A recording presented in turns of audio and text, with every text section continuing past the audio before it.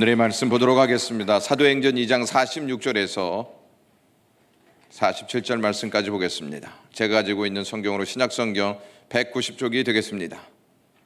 날마다 마음을 같이하여 성전에 모이기를 힘쓰고 집에서 떡을 떼며 기쁨과 순전한 마음으로 음식을 먹고 하나님을 찬미하며 온 백성에게 칭송을 받으니 주께서 구원받은 사람을 날마다 더하게 하시니라. 아멘. 우리는 코로나의 여파로 모임이 제한되고 자제되어지는 상황을 맞이했습니다. 이러한 상황 속에서 우리는 당연히 여겼던 공동체의 모임이 얼마나 값진 것인지 비로소 알게 되었습니다. 모이고 싶은데 모이지 못하는 안타까움은 우리 안에서 매우 컸습니다. 이에 우리 공동체는 공동체의 의미와 중요성을 되돌아보면서 공동체를 하나님께서 왜 주셨는지, 공동체를 주셔서 하나님이 무슨 목적을 이루려 하시는지를 생각할 수 있는 계기가 되었습니다. 지금은 많은 부분이 회복되기는 했지만 예전처럼 돌아오지는 않고 있습니다. 모임을 갖기는 갖는데 예전에 그 모습으로 아직까지는 회복되지 않은 것 같습니다. 우리는 코로나의 후유증과 부작용으로 인해서 긴 시간 동안 고생을 했고 고생을 하고 있습니다. 이 코로나 바이러스는 참으로 거머리같이 끈질긴 놈 같습니다. 우리의 삶에 붙어서 우리의 피를 빨아먹고 우리의 삶의 모든 영역에서 큰 치명타를 안겨주었습니다. 우리는 이 코로나 때문에 기가 빠져서 힘을 잃고 있는 실정이다, 이렇게 말씀드려도 틀리지 않는 것 같습니다. 코로나 바이러스는 우리 몸뿐만 아니라 마음까지도 침노해서 삶의 흐름도 바꾸어 놓았습니다. 원래 공동체의 중심이었던 이 상황들이 이제는 개인 중심으로 생활이 옮겨져 가고 있습니다. 그동안은 공동체 중심으로 생활을 했었는데 코로나의 여파로 인해서 이제는 개인 중심의 생활로 옮겨지게 되었다는 것입니다. 그래서 공동체의 모임이 이제 다소 불편해지기 시작했습니다. 개인 중심의 생활이 편하다 하는 것을 마음속에서 늘 소리내어서 말합니다. 공동체의 모임보다는 개인 중심의 생활이 훨씬 편하고 좋다 하는 생각을 가지고 있는 것입니다. 코로나로 인하여서 모임이 점점 어려워지지 않습니까? 그 모임이 어려워지자 2년 동안, 아니 3년 동안 그 모임이 어디로 이제 옮겨졌냐면 온라인으로 옮겨졌습니다. 온라인 안에서 유튜브를 보면서 모임을 갖고, 인스타를 보면서 모임을 갖고, 밴드를 참여하면서 모임을 갖고, 블로그나 카페를 통해서 모임을 갖습니다. 이러한 모임들은 적극적으로 활동하는 터전이 되었습니다. 그러나 여기에 교회는 어떠한 모습을 보였냐면 점차 그 모임을 줄어가고 있고 그 모임이 타당하지 않다 하는 목소리를 계속 내고 있습니다. 이것이 다른 측면에서 코로나의 부작용과 후유증이다, 이렇게 말씀드릴 수 있습니다. 코로나의 후유증과 부작용은 너무 싫다, 이렇게 인정하면서 그것이 우리의 영과 우리의 마음과 우리의 신앙 생활 속에서 파고들어서 영향을 미치고 있는데 그것은 그다지 마음속에서 이 내용을 가지고 심각한 고민을 하지 않고 있는 것 같습니다. 요즘도 코로나는 그 기세를 계속 높이고 있습니다. 그래서 확산세를 더 크게 가지고 있으면서 사람들을 위협하는 상황에 있습니다. 이런 상황에서 다시 모임을 가지려고 하는 이 부분들이 위축되고 있는 것이 사실입니다. 회복을 향하여서 달려가고 있었는데 코로나 때문에 이 회복의 힘이 약해지고 회복의 힘이 약해지면서 교회의 모임이 점점 줄어들고 있다는 것입니다. 코로나의 상황 속에서 모임의 중요성이 계속 이러한 상황으로 치닫다 보니까 모임이 뭐 그렇게 중요해? 인터넷으로 하면 되지 않을까? 이러한 고정관념이 자꾸 세워지고 있는 실정입니다.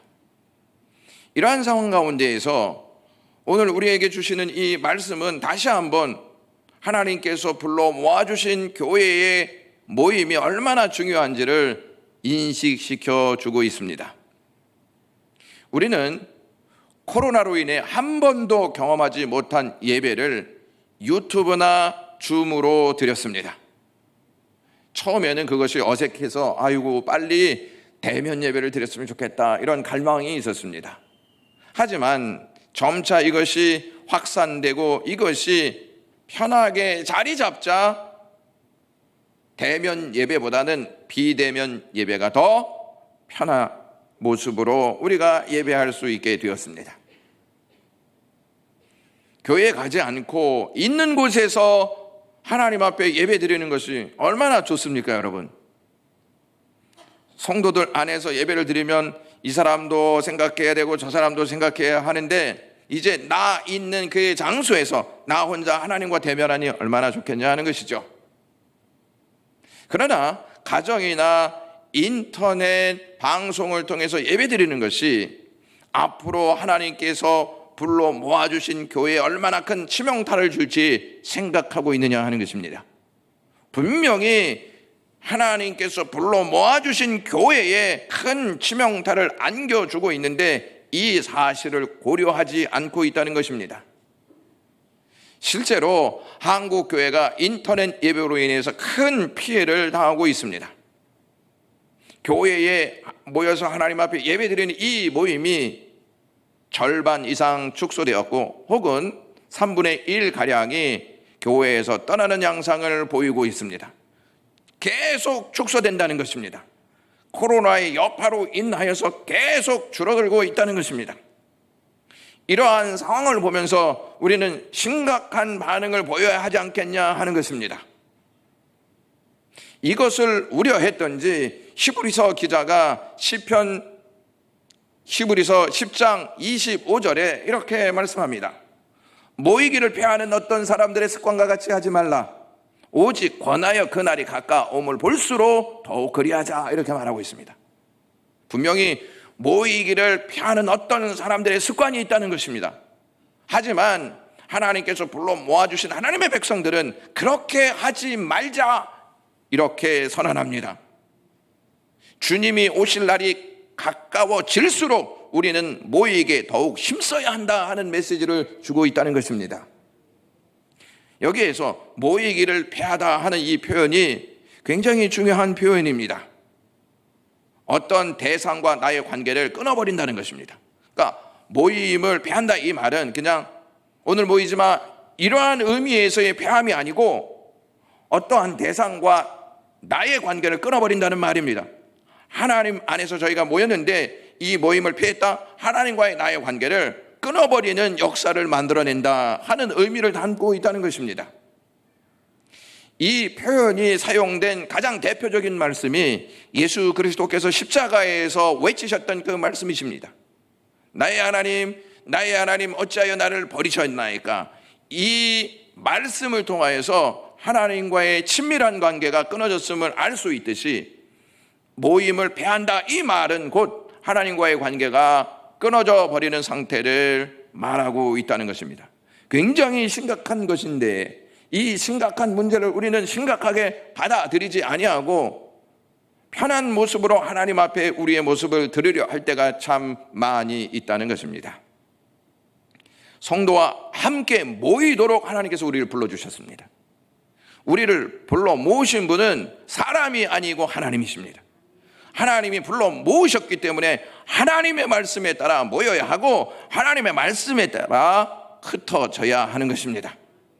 이것을 흐트러뜨리는 코로나의 역사, 이것을 흐트러뜨리는 불신의 역사, 이것을 흐트러뜨리는 여러 가지 역사들이 우리의 삶을 공격하고 있습니다. 오늘 본문 말씀이 우리에게 주고자 하는 메시지는 단순히 모이는 것에 초점을 두고 있는 것만은 아닙니다. 열심히 모여라, 모여서 이거 해야지, 이러한 의도에서 모이기를 힘쓰라, 이렇게 내용을 주고 있는 것이 아니라는 말씀입니다. 여러분, 교회의 부흥에 있어서 중요하게 다루고 있는 것이 뭘까요? 모인 수입니다. 얼마나 모였어? 이것이 교회 부흥과 밀접한 관계가 있다, 이렇게 생각합니다. 이 수에 따라서 부흥이 우리의 눈앞에 있다, 이것을 볼 수도 있고, 수가 적으면 이 교회는, 우리의 모임은 위축되고 부흥에서 멀리 간다, 이런 생각을 하게 한다는 것입니다. 부흥과 위기의 기준이 모인 수에 따라 결정되어질 때가 많이 있습니다. 그러므로 교회 모인 수에 대해 교회는 예민한 반응을 보일 수밖에 없습니다. 저희 교회도 1부, 2부, 3부, 4부, 교육부서 다 예배 인원수를 체크합니다. 그것을 보면서 각 교육부서와 예배의 흐름이 어떻게 가고 있는지를 볼 수 있는 그러한 모습을 갖게 되어지는 것이죠. 많이 모이면 안도할까요? 안도하지 않을까요?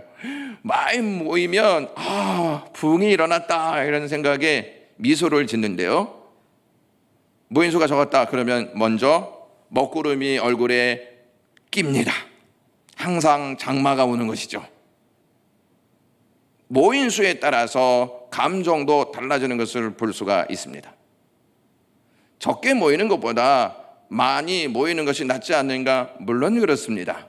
하지만 오늘 본문은 많이 모이는 수에 대해서만 언급하지 않고 있다는 점에 주목할 필요가 있습니다. 현대교회가 초대교회의 본을 따라서 교회의 성장을 이루고 싶어 합니다. 초대교회가 보여주었던 모습을 본으로 삼고 그렇게 교회가 성장하기를 간구하고 있습니다. 그 중에 하나가 무엇이냐면, 초대교회가 모이기를 힘썼지, 그러니 우리도 모이기에 힘쓰자. 한국교회보다 모이는 일에 열심인 교회는 없습니다. 미국 교회는 일주일에 한 번 혹은 두 번 내지 세 번 모이는 것이 가장 많이 모이는 것입니다. 새벽 예배도 없고 수요 예배도 없고 금요 예배도 없습니다. 그걸 원하시는 분들은 미국에 가셔도 좋겠습니다. 모이는 것보다 더 중요한 것이 있음을 우리는 성경을 통해서 볼 수 있어야 합니다.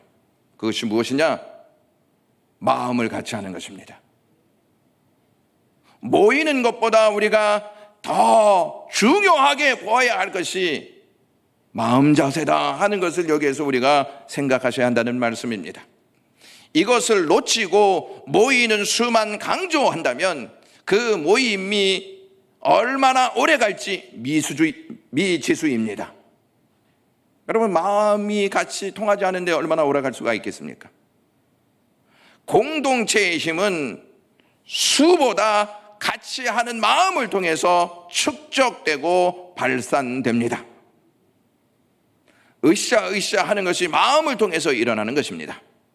마음을 같이 할 때 으쌰으쌰가 일어나는 것이고, 으쌰으쌰가 일어나면 그것이 힘이 되어서 그 힘이 세상 밖으로 발산되어지는 것입니다.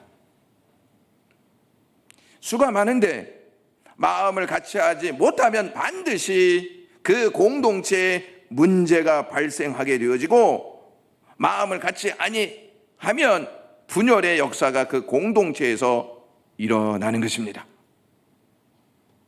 이솝 우화에 나오는 이야기입니다. 얼룩소, 검은소, 붉은소 세 마리가 푸른 초장에서 풀을 뜯고 있었습니다. 여기에 누가 등장하냐면 사자가 등장하였습니다. 사자가 등장해서 어떻게 하면 저것들을 잡아먹을까 궁리했습니다. 얼룩소로 향하여 막 이 사자가 달려가지 않습니까? 그러면 검은 소와 붉은 소가 달려 들어가지고 이 사자 한 마리를 내쫓았습니다. 수에 이 한 마리의 사자가 힘이 안 되는 것입니다. 어떻게 이 3마리의 소를 다 잡아먹을까 계속 생각했습니다. 근데 어느 날 얼룩소 한 마리가 풀을 뜯고 있었는데 그 주위에 소가 없었습니다. 그래서 이 사자가 꾀를 내서 이렇게 말했습니다. 야, 붉은 소와 검은 소가 힘이 제일 세다고 나에게 얘기했어. 이렇게 이야기했습니다. 그러자 이 얼룩소가 좀 마음이 불편했습니다. 아니, 지가 뭐라고 지가 힘이 제일 세다고 얘기해. 원래는 내가 힘이 제일 센데 지네들이 힘이 제일 세다고 말할 수 있겠어? 그래서 마음이 좀 불편했습니다. 그리고 이제 붉은 소와 검은 소에게 가서도 야, 얼룩소가 말하기를 지가 힘이 제일 세다고 얘기해. 딱 이렇게 얘기했습니다. 그 마음이 불편하지 않겠습니까? 이 소들이요. 소들이 마음이 너무 불편했습니다. 그런데 이제 이 사자가 얼룩소를 딱 잡아먹으려고 하자 도와주지 않았던 것입니다. 이 세 소가 서로 싸웠기 때문에 이제 도와주지 아니하고 서로 더 싸우게 되는 상황이 되어져 버리고 말았습니다. 뿔이 받치도록 막 싸우는 것입니다. 그러나 이 소들이 결국에는 자기 스스로 자기들이 그 힘을 다 소진한 나머지 사자에게 다 잡혀 먹고 말았다는 이야기입니다. 서로 마음이 분열되니까 결국 자기네들끼리 싸우고 자기네들끼리 싸우니까 사자의 밥이 되고 말았습니다. 소들은 숫자적으로 우세하지 않습니까? 하지만 마음을 같이 하지 못하니까 서로 싸우게 되고 서로 싸우게 되다 보니 분열하여 힘을 다 소진하게 되어졌습니다. 사자의 밥이 되고 마는 것이죠. 이것을 누가 너무나 잘 알고 있을 것 같습니까? 악한 영들이 너무나 잘 알고 있다는 것입니다. 그래서 하나님의 백성들이 마음같이 하는 것을 어둠의 역사들은 원하지 않습니다. 분열하게 만들고 나누게 만들어서 싸우게 만들고 그래서 힘을 소진하게 만들어서 사단의 밥이 되도록 하는 것이 사탄의 계략입니다. 여러분들이 잘 알고 있듯이 기드온의 300 용사에 대해서 성경을 통해서 우리는 잘 알고 있는 내용입니다. 기드온의 300 용사가 미디안과 연합한 군인들과 싸우게 됩니다. 미디안 군인들이 얼마나 많은지 사사기 7장 12절에 이렇게 언급합니다. 미디안과 아멜렉과 동방의 모든 사람들이 골짜기에 누웠는데 메뚜기의 많은 수와 같고 그들의 낙타의 수가 많아 해변의 모래가 많음 같은지라 이렇게 말하고 있습니다. 미디안 족속이 얼마나 많이 쳐들어왔냐면 13만 5천 명이 쳐들어왔습니다. 300대 13만 5천이면 몇 대 몇입니까? 네, 지금 계산하기에 지금 바쁩니다. 이게 어떻게 되는 거지? 네, 설교 끝나고 집에 가서 곰곰이 계산기를 누르시면 되겠습니다. 누가 이겼습니까? 기드온의 300용사가 이겼습니다. 숫자적으로 너무 불리하지 않습니까? 숫자적으로 불리한데 어떻게 300용사가 이길 수 있었겠습니까? 하나님이 주신 마음으로 하나 되었기 때문에 기드온의 300용사가 미디안 연합군 13만 5천을 능히 이길 수가 있었습니다. 지혜의 대왕인 솔로몬이 잠언 4장 23절에 이렇게 말합니다. 무릇 지킬 만한 것보다 더욱 내 마음을 지키라. 생명의 근원이 이에서 남이니라. 이렇게 말하고 있습니다. 우리는 돈도 지키고 시간도 지키고 또 여러 가지 일들을 다 지키는데 마음을 지키지 못할 때가 있습니다. 그래서 인생은 무너지고 마는 것입니다. 교회 공동체도 마찬가지라는 것입니다. 재정을 관리하고 다른 것을 다 관리하는데 마음을 관리하지 못하니까 결국 교회들이 무너지는 교회들이 속출하고 있다는 것입니다. 교회 공동체가 우선적으로 지켜야 할 것이 무엇이냐면 마음입니다. 마음이 하나 되어질 때 교회 공동체는 힘을 발휘할 수가 있다는 것입니다. 교회 공동체가 마음을 지키기 위해서는 모두 한 마음이 되어야 하는데, 이 한 마음은 어떻게 해서 이루어질 수 있는지 사도 바울이 빌립보 교회에 4장 5절에 이렇게 주는 말씀이 있습니다. 너희 안에 이 마음을 품으라 곧 그리스도의 마음이니 라고 하는 말씀입니다. 공동체가 한 마음을 가질 수 있는 것은 그리스도의 마음을 가질 때만이 이 역사가 찾아온다는 것입니다. 그리스도의 마음을 품지 않으면 교회는 결코 한 마음을 가질 수가 없습니다.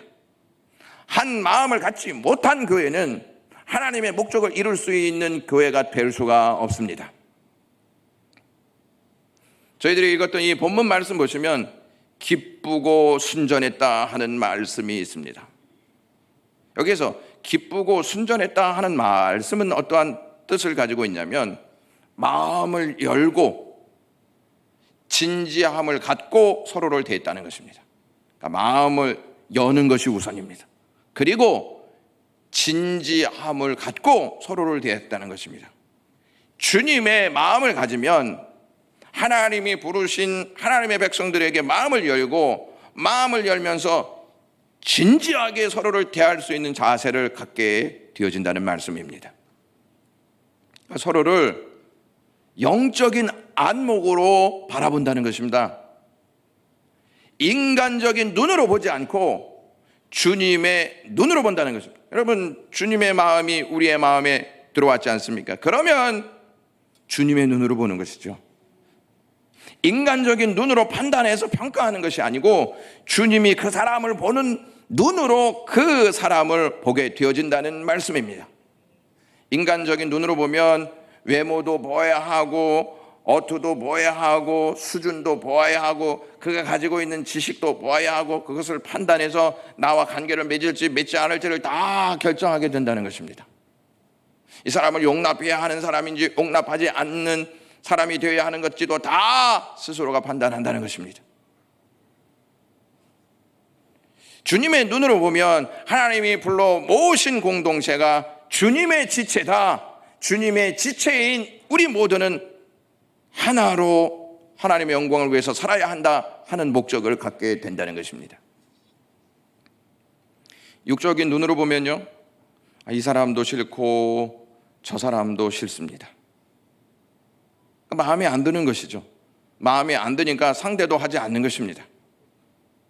상대를 하기 싫으니까 어떠한 모임에 나와라 하면 그 마음 안에 그 마음이 있기 때문에 핑계를 대면서 그 모임에 나가지 않는 것입니다. 감정이 용납하지 않는 것입니다. 그래서 그 모임의 중요성을 자꾸 희석시키고 그 모임의 중요성을 자꾸 약화시키는 것입니다. 여러분, 예수 그리스도의 눈으로 본다는 게 무엇이냐면, 예수님이 우리를 피로 값주고 사시지 않았습니까? 피로 값주고 사신 그 백성들이 얼마나 귀한지 주님의 마음을 가지면 그 눈으로 볼 수 있다는 것입니다. 십자가의 복음으로 그 사람을 볼 수가 있다는 것입니다.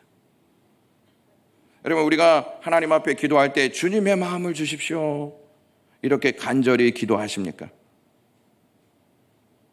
이것이 우리 기도의 중심에 있느냐 하는 질문을 여러분들에게 하고 싶습니다. 주님의 마음이 있는 교회가 진정한 부흥을 일으킬 수 있는 교회가 아니겠습니까? 주님의 마음을 갖고 있지 않은데 어떻게 그 교회가 부흥을 일으킬 수 있겠습니까?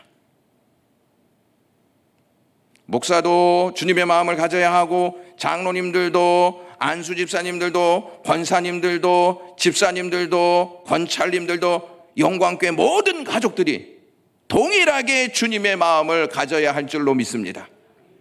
그래야만이 하나가 될 수가 있는 것입니다. 어떻게 하면 주님의 마음을 가질 수 있다고 생각하십니까? 예수님의 제자 공동체를 한번 들여다보시면 이 예수님의 제자 공동체는요, 한 마음으로 예수님을 따르지 않았습니다. 서로 높은 자리, 그 자리에 자기들이 있기를 원했다는 것이죠. 그 자리에 있다 보니 서로에 대한 경쟁심에 의해서 그 사람을 평가하고 있었습니다.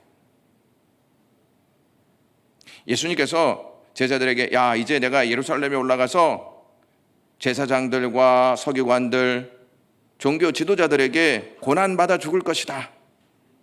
고난받아 죽고 3일 만에 다시 살아날 것이다. 이것을 제자들에게 이야기하십니다. 이런 상황에서 제자들이 어떻게 반응하는지 아십니까? 예수님, 나는 왼편에, 나는 오른편에 자리를 주십시오. 이렇게 얘기합니다. 아니, 예수님이 지금 죽으려고 예루살렘으로 올라가는데 자리 싸움하고 있는 것입니다. 자리 싸움하고 있어. 그래서 마가복음 10장 41절에 어떻게 그 내용이 기록되어 있냐면 10 제자가 듣고 야고보와 요한에 대하여 화를 내거늘 이렇게 말합니다. 분노가 일어난 것이죠. 자리를 원했던 그들은 예수님이 잡히시던 날 밤에 모두 도망하여 흩어져 버리고 말았습니다. 그러한 그들이 어떻게 갑자기 마음을 같이하여 모이기에 힘쓰는 모습을 보일 수가 있겠습니까? 흩어졌던 그 마음을 누가 모으셨단 말입니까? 부활하신 예수 그리스도께서 흩어진 그들에게 찾아가셨습니다. 그리고 다시 사명을 주셨습니다. 다시 시작해야지. 그리고 예수님께서 약속을 주십니다. 그 약속은 무슨 약속이냐면 성령을 기다려라. 성령이 너희에게 임하시면 큰 권능을 받아 온 유대와 사마리아 땅끝까지 이르러 내 증인이 되리라. 이 말씀을 예수 그리스도께서 하셨습니다. 자, 예수님께서 말씀 주시지 않았습니까? 약속 주시지 않았습니까? 이 제자들이 이제 이 약속을 붙잡고 마음을 같이하여 마가 다락방에서 힘써 기도했습니다. 그들의 마음이 말씀을 딱 붙잡고 있었다는 것입니다. 말씀을 붙잡지 않으면 주님의 마음을 가질 수 없고 주님의 마음을 갖지 아니하면 우리는 늘 흩어지게 되어 있다 하는 사실입니다. 교회 공동체가 붙잡아야 할 것이 주님의 말씀입니다. 주님의 말씀을 붙잡아야 같은 마음을 갖게 되고 같은 마음을 갖게 돼야 같은 행동을 하게 되어 있습니다. 그들의 같은 행동은 약속을 기다리면서 기도하는 것이었습니다. 영광의 가족 여러분, 주님이 우리에게 오신다고 분명히 약속하셨습니다. 이 약속을 붙잡고 우리가 모여서 주님 앞에 기도하고 있는지를 생각해 보셔야 합니다. 어떤 분들은 내 신앙 경력을 붙잡고 있고 어떤 분들은 내 직분을 붙잡고 있고 어떤 분들은 내 봉사를 붙잡고 있고 어떤 분들은 내 헌신을 붙잡고 있다는 것입니다. 우리가 진정으로 붙잡아야 할 것이 무엇이냐면 우리의 행위와 노력들이 아니라 우리의 직분이 아니라 주님께서 우리에게 주신 말씀입니다. 그 말씀을 붙잡을 때 모두가 하나 되어질 수 있는 자세를 갖게 되어지는 것입니다. 말씀을 붙잡고 마음을 같이하여 기도하자 주님께서 약속하신 대로 그들에게 성령을 부어주셨습니다.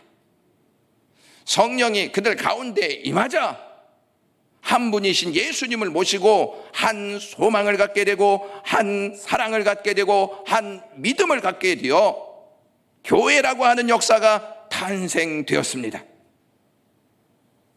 한 분을 모셔야 하나의 소망을 갖게 되고 하나의 사랑을 갖게 되고 하나의 믿음을 갖게 된다는 것입니다.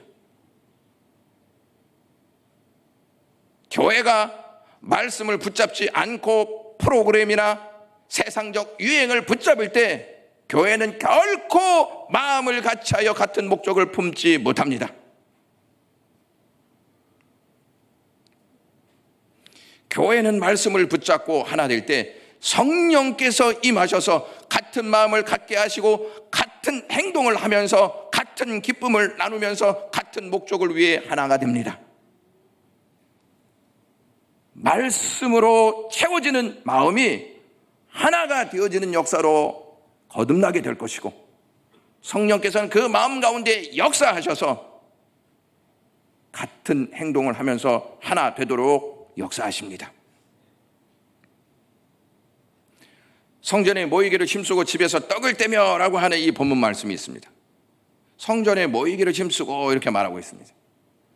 여러분, 지금과 그 당시의 시대 상황을 좀 다르게 생각하셔야 합니다. 아직 그들에게는 구체적인 예배의 형식이 없었습니다. 그래서 유대교 형식에 따라서 성전에 모여서 제사했습니다. 그리고 집에 모여서 성찬식을 같이 나누었습니다. 그 당시에 기독교와 유대교가 아직 분리되어 있는 상태가 아니었습니다.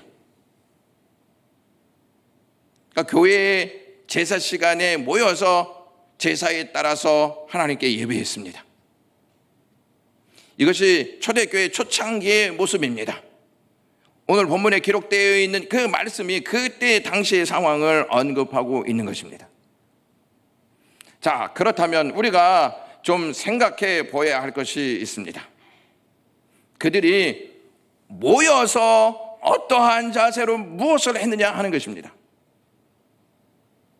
그들의 모임은 예수 그리스도가 중심이었습니다. 예수를 주라 시인한 자들끼리 한 가정에 모여서 예수님께 직접 배우고 받고 능력 얻은 그 사실들을 간직하고 있었던 사도를 중심으로 해서 예수님을 생각했습니다. 예수님을 생각하는 모임, 예수님을 따르고자 하는 결단이 있었던 모임이 그 당시의 모임이었다는 말입니다. 예수님을 배제하는 모임이 아니었다는 것을 아셔야 합니다. 주님께서 사도들에게 가르치셨던 그 가르치심의 내용이 무엇인지를 집중하면서 그걸 묵상하면서 그 의미들을 깨닫고 그것이 우리에게 주는 메시지가 무엇인지를 같이 나누는 시간들을 가졌다는 말입니다. 여러분, 예배 시간 전까지 그래도 모임을 갖지 않았습니까? 그 모임 가운데 핵심 이야기가 무엇입니까? 우리 모임 가운데 핵심 이야기가 무엇이 되고 있습니까? 그들은 모였을 때마다 주님의 가르치심이 핵심이었습니다. 그리고 주님이 주신 능력으로 치유의 역사가 일어났다는 것을 서로 말하였습니다. 십자가 사건이 주는 의미가 무엇인지를 같이 나누었습니다. 부활 사건이 주는 그 진정한 의미가 무엇인지를 같이 생각했다는 말씀입니다. 예수님이 왜 승천하셨는지에 대해서도 모일 때마다 그것을 같이 나누면서 복음이 주는 메시지로 가득 채웠습니다. 복음이 주는 그 메시지로 채운 다음에 하나님께서 우리에게 의롭게 역사하심으로 우리에게 이 모임을 주셨다 하는 것을 깊이 생각하게 되었습니다. 어떤 순서나 틀이 있었던 것이 아니었습니다. 성령께서 인도하심에 따라서 자연스럽게 그들은 그 시간을 가졌습니다. 말하자면 집에서 떡을 떼었다는 것은 바로 집집마다 돌아다니면서 주님이 구원을 이루시기 위해서 어떠한 일을 하셨는지 그것을 나누고요, 그것을 상고하면서 주님을 생각하며 찬양했습니다. 떡을 떼면서 우리 주님이 우리에게 몸을 주셨지, 잔을 나누면서 우리 주님이 우리에게 피를 주셨지, 죄인인 우리에게 주님은 모든 것을 다 주셨어. 그러니 이 주님을 생각하면서 살아야 하는 것이 마땅하지 않아? 이렇게 모든 것을 다 주신 주님을 찬양하면서 살아가야 하는 것이 우리의 삶의 목적이 되어야지. 이것들을 계속 나누었다는 것입니다. 이 자리에 당연히 믿지 않는 사람도 초청을 받았을 것입니다. 그 사람들이 이렇게 주의 깊게 보면서 이 그리스도인들이 이러한 삶을 살아가고 있구나 하는 것을 알게 되었다는 것이죠. 오늘 저희 교회에 등록하신 한 분이 계신데 그분이 왜 자기가 교회를 나오게 될 수밖에 없는지를 이야기하셨습니다. 딸들이 교회를 다니는데 너무나 신실을 하더라는 것입니다. 그래서 나도 저 딸들처럼 하나님을 믿고 싶다 해서 교회를 나왔다는 것입니다. 그러니까 그리스도인들이 삶 속에서 그리스도를 간절히 사모하고 그리스도를 삶 가운데에서 알려주는 그러한 도구로 쓰임받았다는 것입니다. 그러니 결과는 어떻겠습니까? 날마다 구원받는 자들이 더해갔다. 이것을 47절에서 말씀하고 있습니다. 왜 부흥이 안 되지? 누구 때문에 부흥이 안 되는 거야? 이것이 옳은 이야기라고 생각하십니까, 여러분?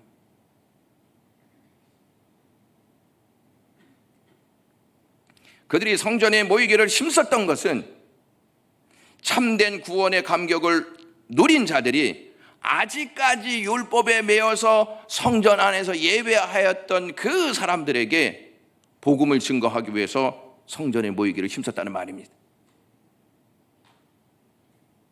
내가 받은 십자가의 은혜, 내가 받은 이 부활의 은총, 나를 의롭게 하신 그 주님의 놀라운 은총을 나만 가지고 있을 수 없어. 내 형제들에게 전해 주어야지.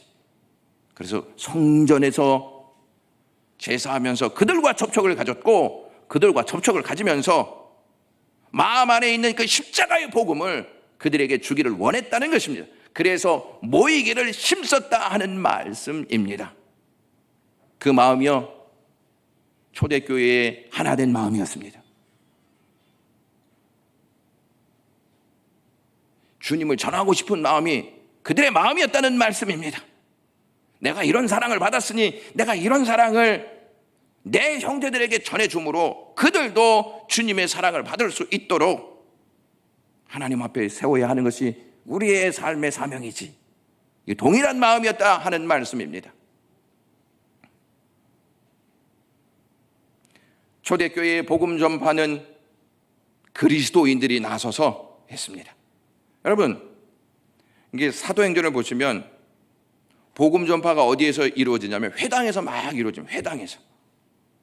그러니까 율법에 매여 있는 자들을 구원시키고자 하는 간절한 갈망이 있었기 때문에 회당에 들어가서 유대인들에게 복음을 전했다는 말입니다.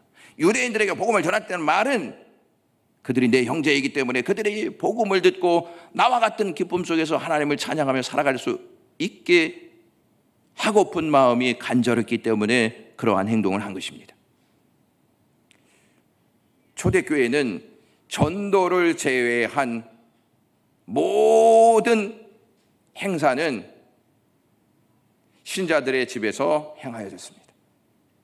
그러니까 성전에 들어가서 복음을 전하고 이웃에게 복음을 전하고 그 이외의 역사들은 집에서 모여서 같이 나누었습니다. 자, 이제 전도하고 들어오지 않습니까? 한 집에 딱 모여서 하나님이 나에게 이러한 은혜를 오늘 주셔서 이 사람이 예수를 믿게 됐어. 성령께서 역사하셔서 예수를 믿게 됐지. 같이 나누는 것입니다. 이 사람도 예수를 알게 되었어. 같이 나누는 것입니다. 그러니 초대교회 당시에 구원받는 자의 수가 날마다 더해지지 않았겠습니까? 무조건 교회에 나와 모든 행사에 열심을 내어 참석하라고 닥달하기 위해서 그렇게 한 것이 아니고 첫 번째 목적이 무엇이냐면 이 복음을 전하기 위한 마음이 열렬히 타올랐다는 것입니다. 그래서 그 복음을 전하기 위해서 모이기에 힘썼다 하는 말씀입니다. 다른 말로 모이기에 힘쓴 것이 아니라 이 사람들은 모여서 복음을 전한 다음에 또 흩어져서 복음을 전했다는 것입니다. 성전에 모여서 복음을 전하고 이웃에게 돌아가서 또 복음을 전하는 그러한 모습을 보였습니다. 공동체는요, 예수 그리스도를 중심으로 모여야 하고요, 예수 그리스도를 중심으로 일상으로 다시 돌아가야 한다는 것입니다. 오늘 저희가 예배를 통해서 예배했습니다. 그러면 마음을 엿다가 두고 가시는 게 아니고 일상으로 이 마음을 가지고 가시는 것입니다. 그래서 일상에서 또 예수 그리스도의 복음을 증거하는 것입니다.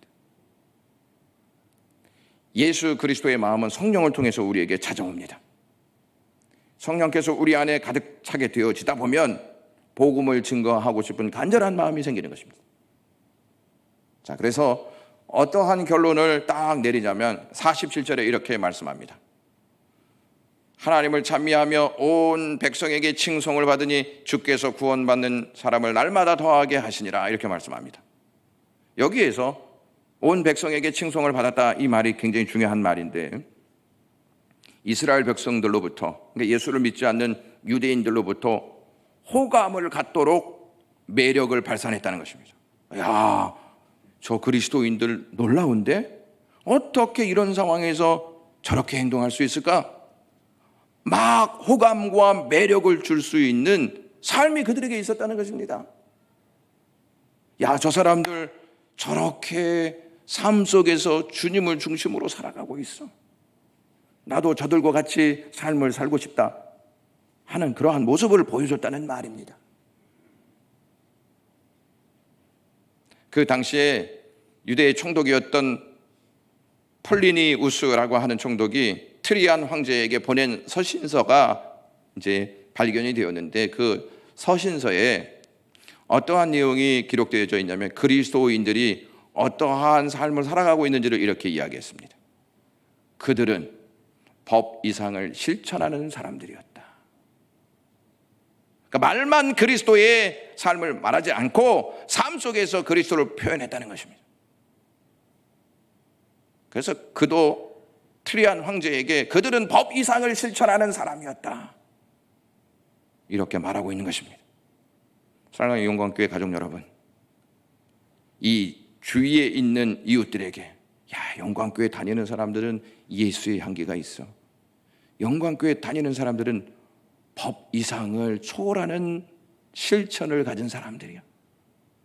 그들의 모습을 보면 예수가 보여. 그들의 가슴에는 복음이 타올라. 그들은 모이면 예수 이야기하고, 그들은 모이면 십자가 이야기하고, 그들은 모이면 부활 이야기해. 그들은 예수쟁이가 맞아. 이렇게 그들의 입에서 이러한 고백이 나올 수 있도록 참된 모임을 갖는 영광교회, 이 모임을 통해서 그리스도를 말할 수 있는 귀한 공동체 되시기 주님의 이름으로 간절히 소망합니다.